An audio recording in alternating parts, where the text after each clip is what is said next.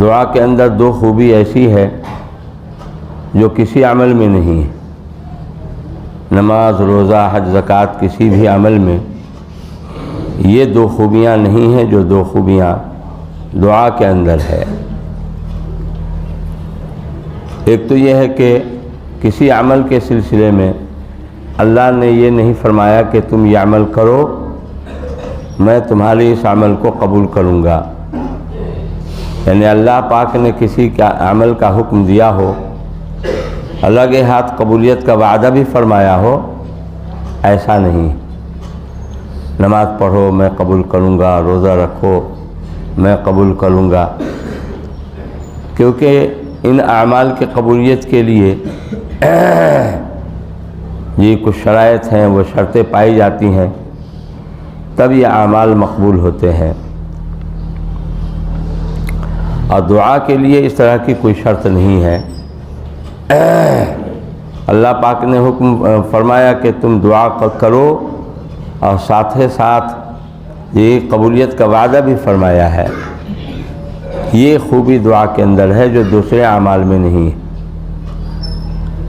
اور دوسری خوبی یہ ہے دعا میں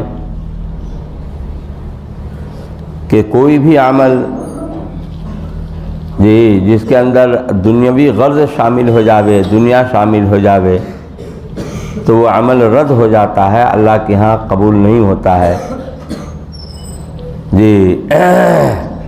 لیکن دعا یہ ایسا عمل ہے، ایسی عبادت ہے کہ یہ ہر حال میں قبول ہو جاتی ہے. آدمی دنیا مانگے تو بھی عبادت ہے اور آخرت مانگے تو بھی عبادت ہے. کوئی دعا مانگتا ہے کہ اللہ نیک بیوی عطا فرما، بیوی دنیا ہے مگر یہ بھی عبادت ہے. اے اللہ نیک اولاد عطا فرما، اولاد بھی دنیا ہے. اے اللہ اچھا مکان عطا فرما، اچھی سواری نصیب فرما.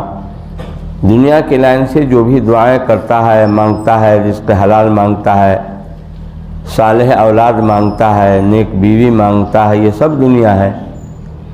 مگر اس کا مانگنا بھی عبادت ہے. یہ بخلاف دوسرے اعمال کے کہ اس کے اندر اگر دنیا کی غرض شامل ہو جاتی ہے، دنیا شامل ہو جاتی ہے تو وہ عمل رد ہو جاتا ہے. یہ دو خوبیاں ایسی ہیں جو دعا کے اندر پائی جاتی ہیں اور کسی عمل کے اندر یہ خوبیاں نہیں ہیں.